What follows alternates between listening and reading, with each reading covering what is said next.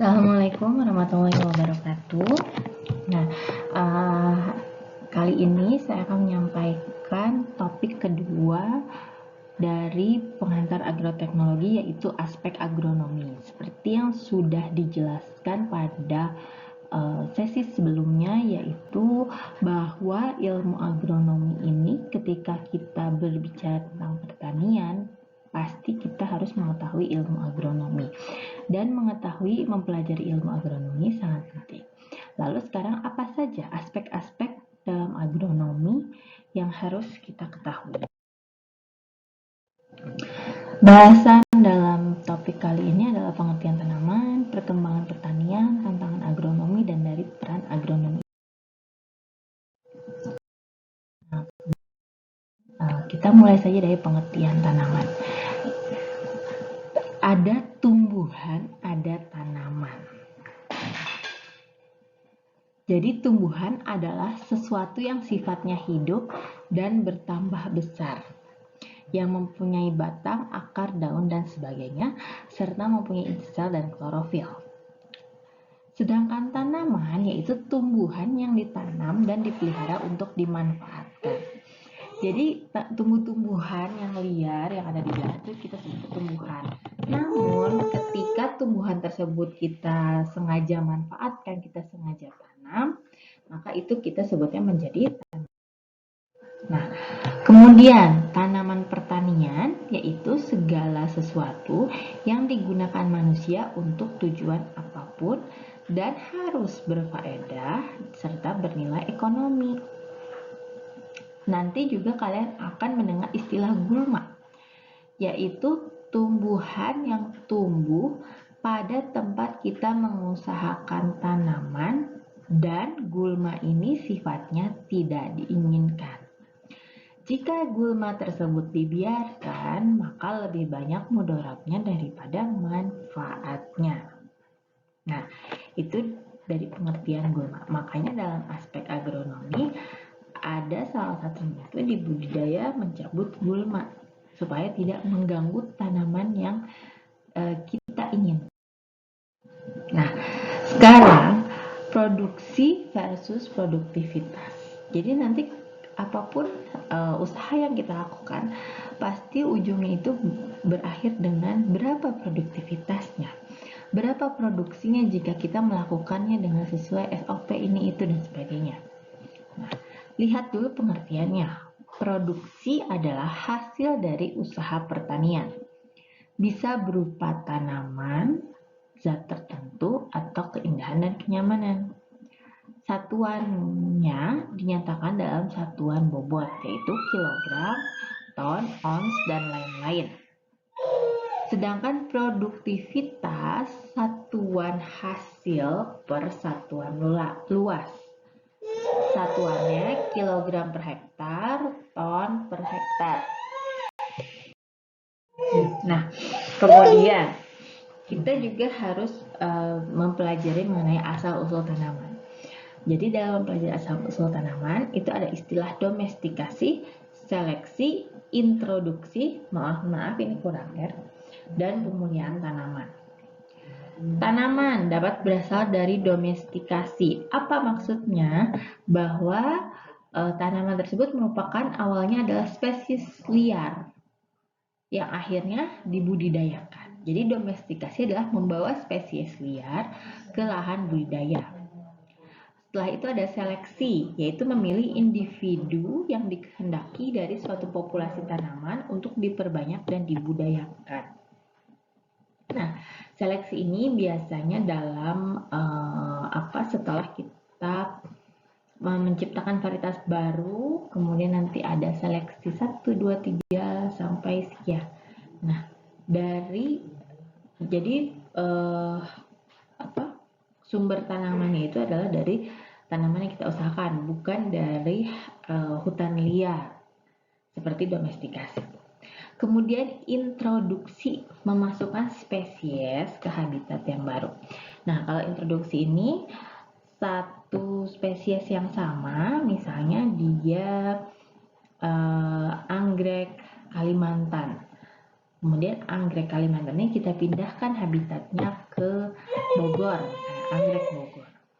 Nah, kemudian pemulihan tanaman hasil pemulihan tanaman merupakan tanaman hasil seleksi, persilangan, mutasi, dan lain sebagainya.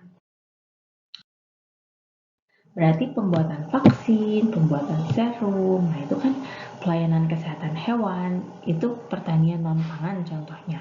Nah, ini termasuknya orang mengkategorikannya atau Kementan mengkategorikannya sebagai pertanian juga, tapi nah perkembangan pertanian sampai saat ini itu sudah dimulai dari zaman manusia purba. Kalau misalnya rekan-rekan sekalian mengingat waktu pelajaran kapan ya, SMP, SMA mungkin mengenai manusia purba yang pekerjaannya meramu dan memburu. Kemudian mereka mulai menetap. Nah, sejalan dengan perkembangan manusia, maka perkembangan pertanian juga turut. Nantinya kalau kita sudah seperti Singapura misalnya tidak punya lahan lagi, pasti pertanian di negara kita juga akan mulai berbeda. Nah, diawali dengan masa peramu dan pemburu. Manusia tidak membudidayakan tanaman dan ternak, hanya mengambil dari alam. Kemudian awal-awal pertanian, selain mengambil dari alam, mereka mulai mendomestikasikan tanamannya. Kemudian melakukan seleksi, mana yang bisa dimakan, mana yang tidak bisa. Setelah itu mulai mereka migrasi, berpindah-pindah, kan? Nomaden. Manusia purba itu ada yang nomaden. Nah, setelah nomaden, manusia purba mulai menetap. Di situ sekitar masa Mesopotamia. Nah, ketika mereka menetap di suatu tempat, maka mereka membutuhkan makanan. Disitulah mereka mulai berusaha untuk awalnya menghasilkan makanan untuk dirinya sendiri.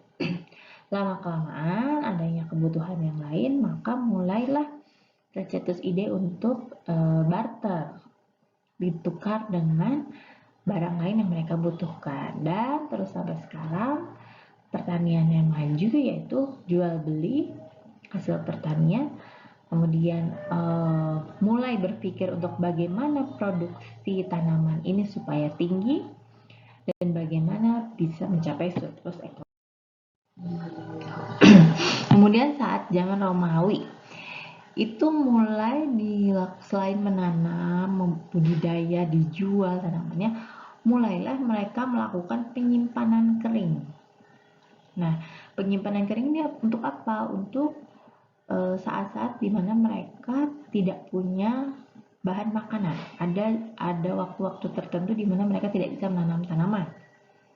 Nah, makanya mereka melakukan penyimpanan kering, menyimpan bahan pokok makanan untuk dimakan saat tidak bisa menanam.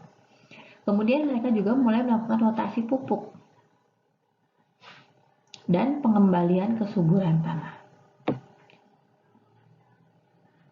Kemudian ada zaman Yunani, itu di zamannya Theophratus, bapak ilmu botani versi Yahudi.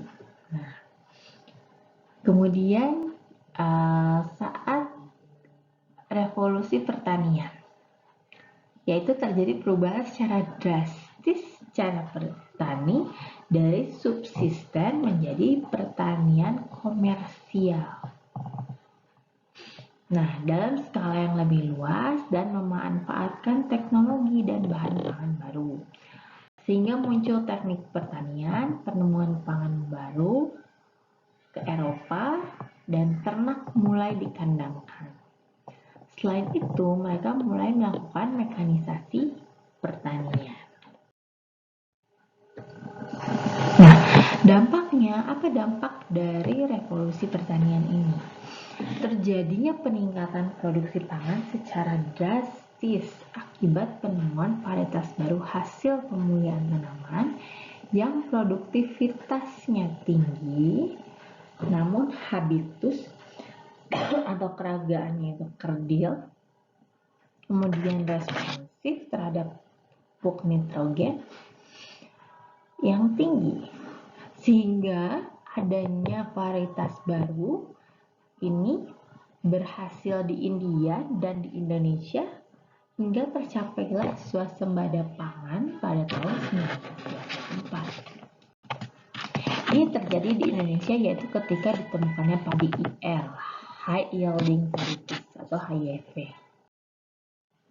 Nah, HYV ini memang waktu itu Indonesia mencapai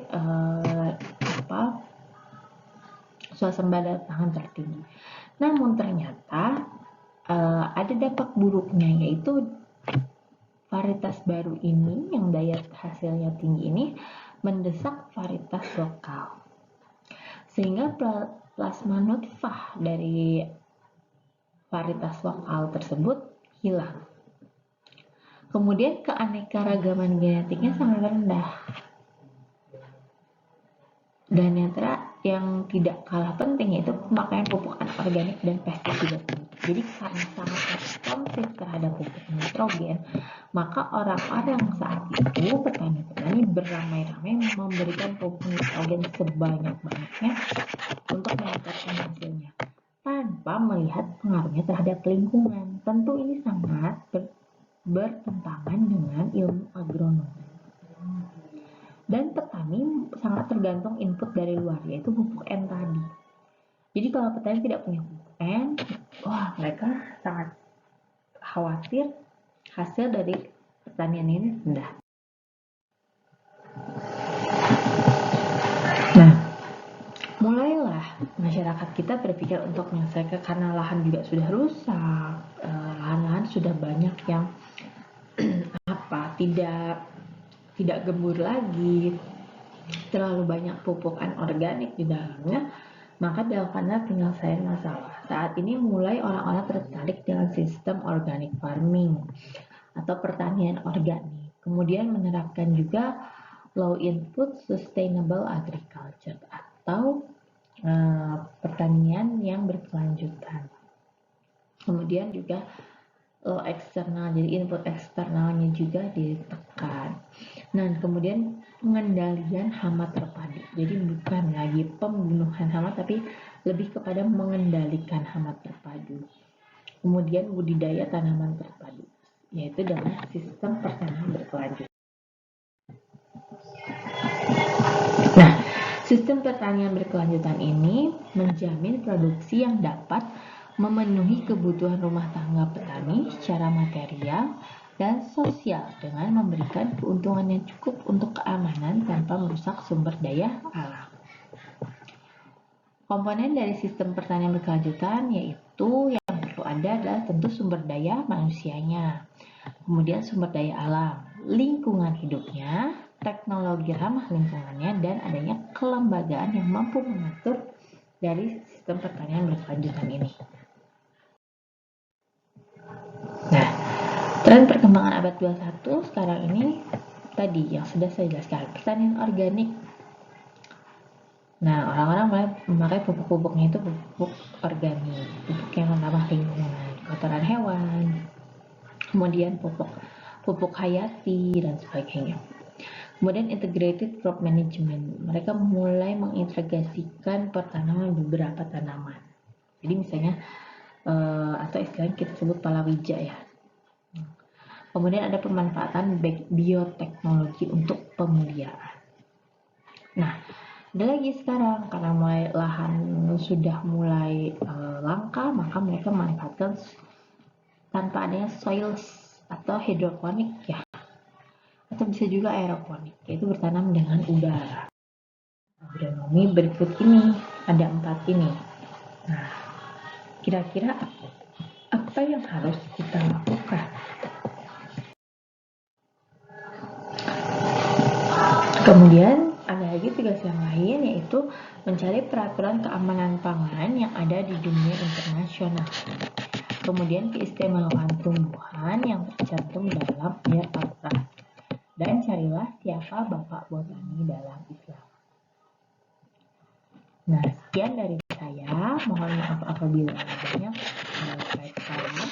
Apabila ada yang kurang jelas, silahkan ditanyakan via WA. Terima kasih. Wassalamualaikum warahmatullahi wabarakatuh.